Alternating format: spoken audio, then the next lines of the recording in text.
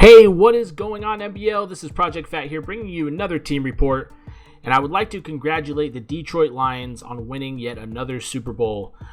Season 21 is in the books, and we just finished up Season 22 offseason, and there's a lot of things I'd like to cover, but it specifically pertains to that NFC North where the Lions just came out victorious as the Super Bowl champions. I feel like, they've dominated that division for such a long time, and I think that this was the offseason that the teams finally decided, look, we need to do something big. We need to make splashes not only in free agency, but as well in the draft, and we need to try and knock these guys off their throne. And it's still not going to be an easy thing to do. The Detroit Lions are definitely the real deal, have been for a really long time. But like I said, I feel like the other three teams in that division made some great strides to try and finally maybe challenge this team for the division title. So we're going to cover the draft. One of the top prospects in the draft, Trey Hackett from the Minnesota Vikings.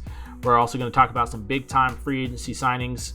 Gronk is going to Green Bay, and then Jarrell Casey, the big defensive end from Tennessee, is headed to Chicago. So that's what we're going to be covering here today. I hope you guys enjoy the episode, and let's go ahead and get this going.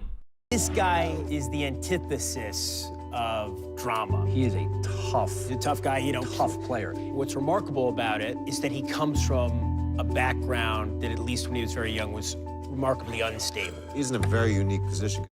Let's take a look at another great wide receiver in the Season 22 draft. Trey Hackett out at A&M, and first of all, look at how good he is off the line. Able to fight through press coverage, create separation on the underneath route.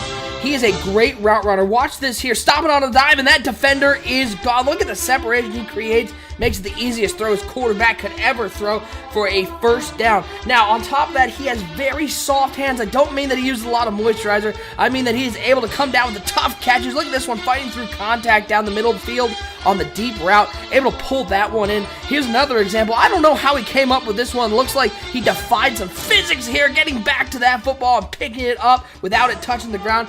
But he is strong. Look at him fight through contact here. Jump ball in the end zone. Watch him go up. 3 red jerseys around him, and he still is able to pull down that ball in the end zone. Now, he also has some great body control, which is tough for a wide receiver to have, especially at 6'6". But look at him come down with these catches on the sideline. Ready? Look at how much space he has here. His foot is near the white. It's not on the white, though. He gets it down inbounds for the first down.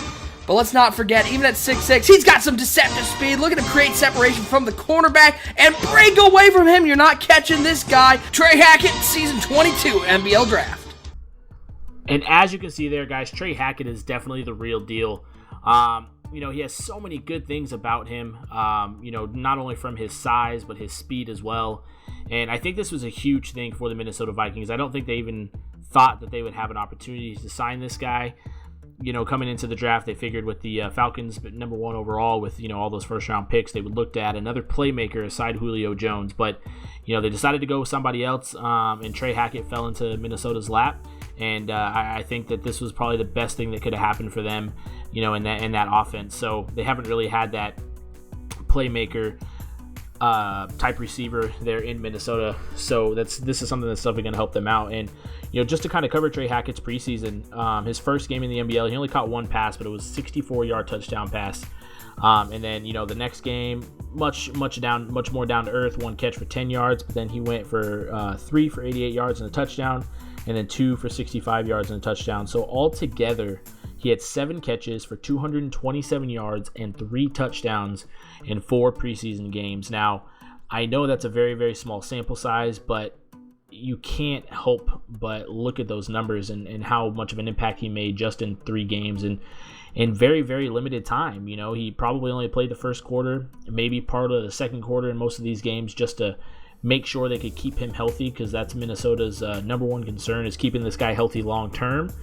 So I just can't help but just fall in love with this guy and all the, ability that he brings to the table for this team. So it's going to be interesting to see. Detroit doesn't have really too many guys that match up with him size-wise, pound for pound, anything like that. But this is going to be Darius Slay's job each and every time they play each other. I think Vontae Davis is got a little bit more strength, but this guy isn't just strength. He's got some pure speed as well, and I think that's where Darius Slay is going to come in and be able to to be able to cover him a little bit better than Vontae, as Vontae is aging as well. So we'll have to just wait and see, man. I'm really, really excited to see this matchup. Not only, this first time for these teams to meet, but also as well tonight. It's going to be Trey Hackett's first regular season game here in the NBL. He'll be on NBL Live against the New York Giants. And I know a lot of people are really anticipating this debut. One of the most hyped wide receivers, as far as I can remember in the NBL, outside maybe Shannon Gresham. A little while ago. So we'll just have to wait and see, man. I'm really excited for this guy, and I think that Minnesota, they got the prize of the offseason throughout the free agency as well as the draft. And I guess we'll just have to wait and see what they can do and what this kid can do here for Minnesota. All right, and now we're going to move on to the Chicago Bears and the move that they made that I felt like was extremely, extremely important for this team to be able to compete as well. Now, they've been pretty close in the past as far as knocking the Bears off of their throne, the Lions off of their throne, and almost winning that division, but they kind of fell apart towards the end of the season. Now, I think the Bears have more holes than just this, but I think this was definitely a huge upgrade for them, seeing as how this team and Draco has always been big about their defense. So with that being said, Jarrell Casey was a humongous addition for these guys, and not just based off of his size, but just the numbers that he puts up on a weekly basis. And he may not always get to the quarterback as much as you may like, but he's a big difference maker in the run. He's great at reading, screen passes and things as well. So this was a huge addition for these guys. And like I said, the defense there in Chicago has always been great. So I don't think you can make your defense too good. So I don't hate this signing, and he's still young. He's only 29 years old. They got him for a pretty good deal. I mean, maybe he's a little too much depending on what he's able to produce there for him. And maybe he just wasn't in the right system in Tennessee before. So, we'll have to wait and see. But I think that, with having to face those Lions and try and knock them off of their throne, Matthew Stafford's a big part of their success. And the only way you saw in a game at the end of the season last year against the Rams when the Lions really, really struggled because they were giving up a ton of pressure against Stafford, and that really put them in a bad spot. And that's not something you typically see, so I'm not expecting this to, be something that happens to them every single time they play, but this guy can definitely be a difference and possibly give you that opportunity to get to Stafford that much more. Maybe break up his rhythm a little bit, and maybe sending him to the ground a couple of times might mess with his head a little bit. So we'll just have to wait and see about that as well. But I really, really love this signing by Chicago. I know a lot of teams were looking to bring Jarrell Casey in. He's a big-time free agent. You don't see guys like that become available too often. Very, very proven here in the NBL. So, great signing by the Chicago Bears, and I think this is somebody that's really going to help them be able to make a splash later on in this season, as well as down the road and in the future for the next few years. So we'll just have to wait and see what Jarrell Casey brings to Chicago and what he can do to help bring down the Lions. All right, we're going to move on now to the Green Bay Packers, the last team in the NFC North that I want to cover here today, and probably the biggest signing of the entire free agency period. As I talked about earlier, I feel like the Vikings made the biggest splash, bringing in a young guy to be a force to be reckoned with for years and years to come. But I think this is the biggest, obviously the biggest player in free agency. The Packers went out and got him. They were willing to spend a good amount of money on him, even though he is aging a little bit. Their defense last year was really, really good, especially against the pass. The Packers did pretty well. Still struggled slightly against those Detroit Lions, but definitely much more improved than they have been in years past. And they felt like they needed to go out and get somebody on the offensive side of the ball that could definitely be a difference maker for them and potentially help them shore up their offense and finally get some things going on over there. Now, like I said about Rob Gronkowski, it was definitely a shock for him to even hit the free agency market. The New England Patriots drafted a young tight end last season, and they felt like they could move on from Rob Gronkowski this year. So they let him walk, freed up some cap space for them there in New England, and Green Bay went out and did whatever they needed to do to bring him in, and they were able to land this guy. Now, humongous tight end, definitely could be lined up anywhere on the field, inside, outside. Great run blocker as well, so he's definitely going to impact that part of the game for the Green Bay Packers also.